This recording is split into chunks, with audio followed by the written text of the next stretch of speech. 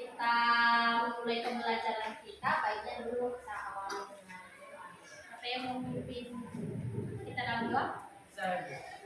Baik Tuhan yang Maha Pengasih dan Maha Penyayang, kami kembali bersyukur di hadapan Tuhan dan Kau telah melindungi kami dari rumah perjalanan hingga kami bisa tiba di sekolah kami dengan selamat. Kita dilandaskan dalam nama Tuhan Yesus Kristus, Juru Selamat kami. Amin.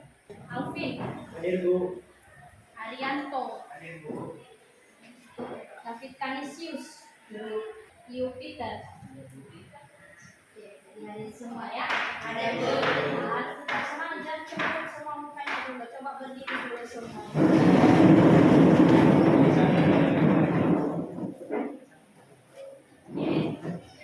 Jadi tetap dijaga kebersihannya. Iya. Siapa yang masih ingat dulu materi di pertemuan sebelumnya dulu? Ayo, oke, Alvin. Untuk menentukan famili, ordo, genus, dan spesies pada hewan dan tumbuhan. Dan ada juga yang namanya klanogram. Klanogram adalah pohon evolusi yang dibuat untuk membantu menganalisis hubungan kekerabatan pada famili. Oke, bagus nak, berikan aplaus untuk. Apa pernah nggak mendengar tentang COVID-19? Pernah. COVID-19 itu bagaimana? Yang merupakan sebuah virus. Oke, virus ini sifatnya bagaimana? Mematikan. Ibu mau mengajar dulu kamu. Setelah kamu mau mempelajari materi ini nanti, kamu bisa membedakan bahwa virus itu bisa hidup di mana saja. Dan virus itu bisa berkembang biak bagaimana dia? Apakah dia berkembang biak seperti kita manusia?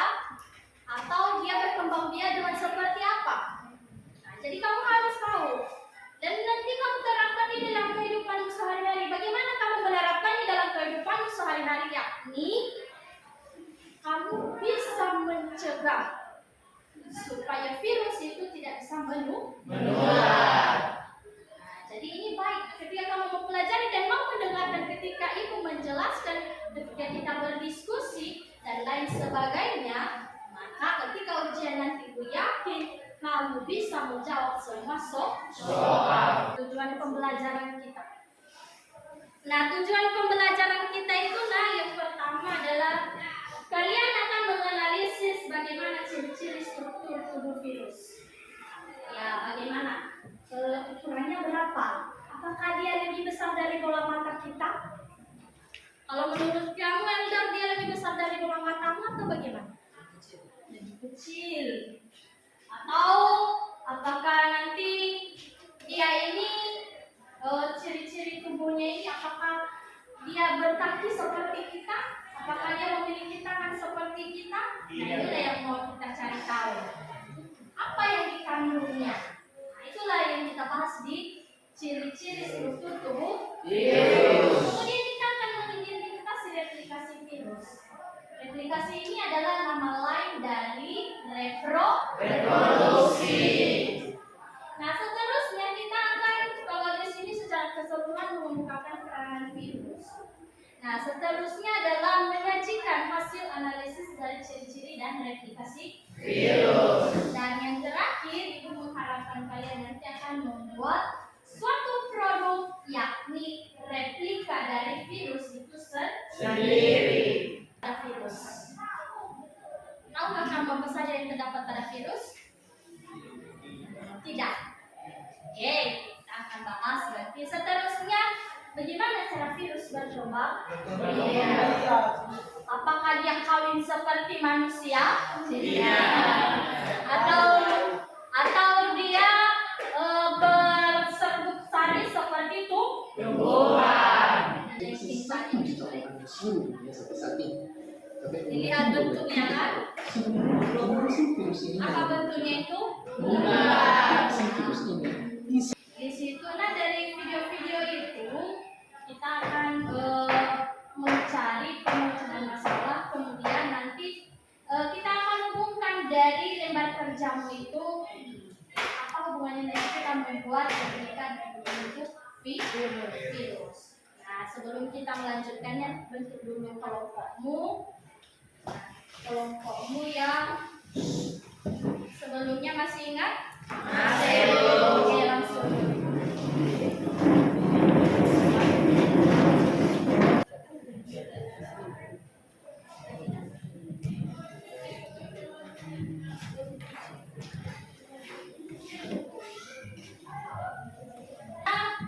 Yang pertama, dia itu berukuran sangat kecil atau virus ini disebut juga virus mikroskopis. Dia tidak bisa dilihat dengan mata telanjang. Oke, langsung diskusikan karena dasar kita nanti kalian mengerjakan LKPD itulah dasar kita membuat proyek nanti. Nah, jadi ada juga kegiatan menempelkan di situ.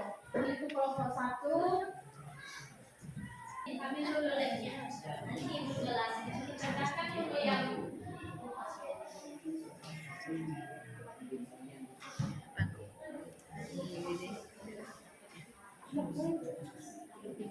Oke, gimana? Udah? Bisa dipahami? Bisa, Bu. Untuk yang kamu kerjakan dulu di situ ada berhubungan dengan materi kita tadi dengan video pembelajaran. Selesaikan dulu itu. Seterusnya berhubungan dengan ciri-cirinya di situ berhubungan dengan reproduksi. Oke, setelah itu nanti karena tujuan kita membuat replika dari virus itu sendiri, maka sengaja ibu buat ini kamu tempelkan supaya kamu tahu dulu. Kamu tahu dulu apa saja bentuk-bentuk dari virus tersebut. Gimana? Bisa dipahami? Tanyakan kalau kurang.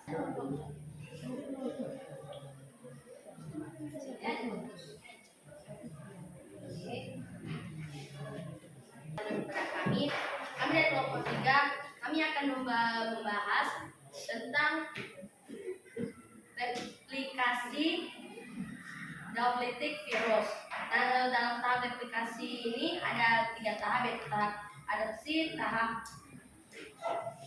absorpsi, tahap penetrasi, dan tahap sintesis. Dan ini akan disajikan oleh teman kami. Baik, terima kasih atas kesempatan dari saudara kami untuk menyajikan hasil diskusi kami. Nah, yang akan kami jelaskan di sini yaitu replikasi dendritic virus yang dimulai dari tahap adsorpsi, tahap penetrasi, tahap sintesis, dan yang dua lagi nanti akan dibahas oleh kelompok lain. Nah, di sini kami akan membahas yang pertama yaitu tahap adsorpsi. Nah, sebelum itu kita harus mengetahui dulu apa yang dimaksud dengan replikasi virus. Replikasi dendritic virus.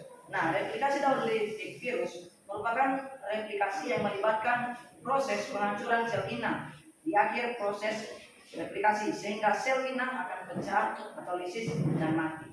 Itu merupakan pengertian dari replikasi virus.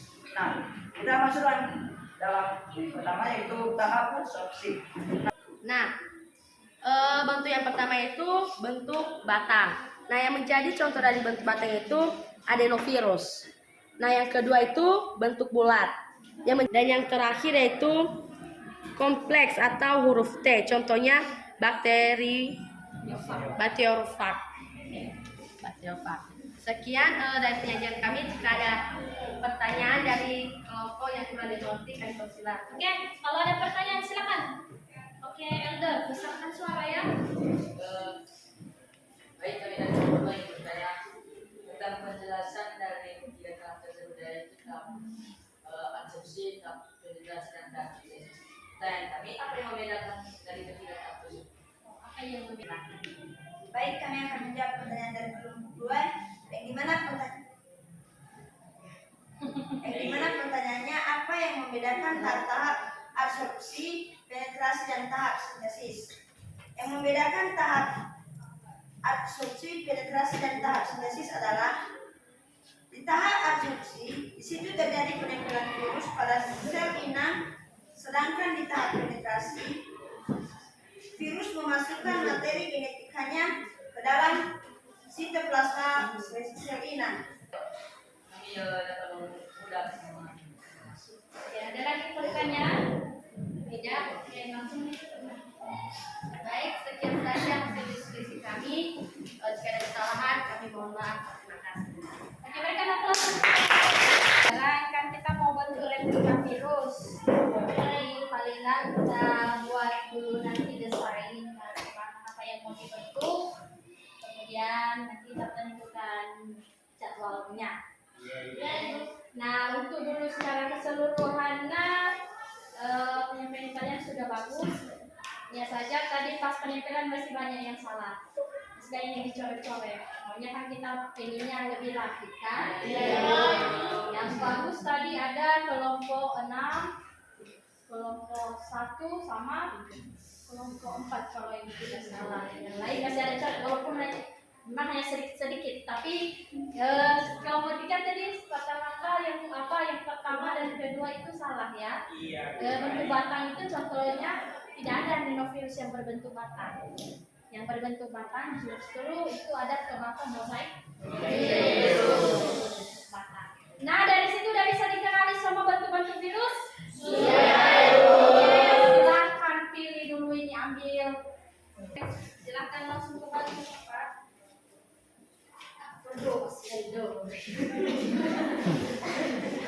Sama. Yang kelompok 1 bentuk apa? Peluru. Kelompok 2?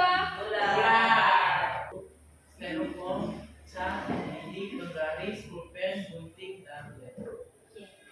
Bisa berarti itu wajib kamu sih siapkan. Tidak bisa kamu buat kalau tidak ada alat dan jadi semua alat dan bahan ini kamu kenal? Bisa ditemukan? Bisa. Ya, pembuatannya mulai besok hari Kamis sudah harus dipresentasikan. Bisa.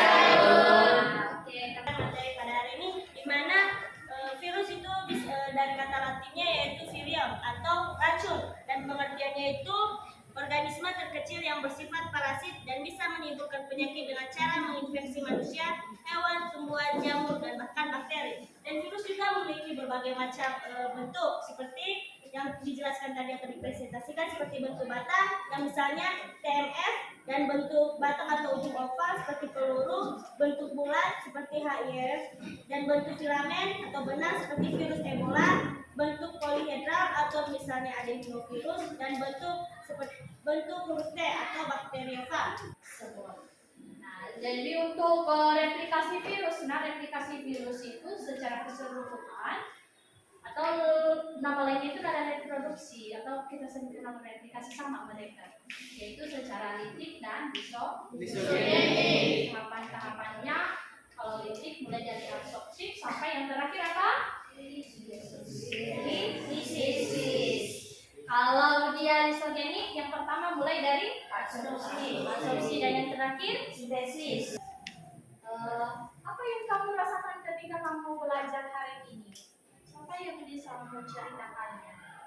Mau merefleksikannya ke kita? Oke, silahkan Novita.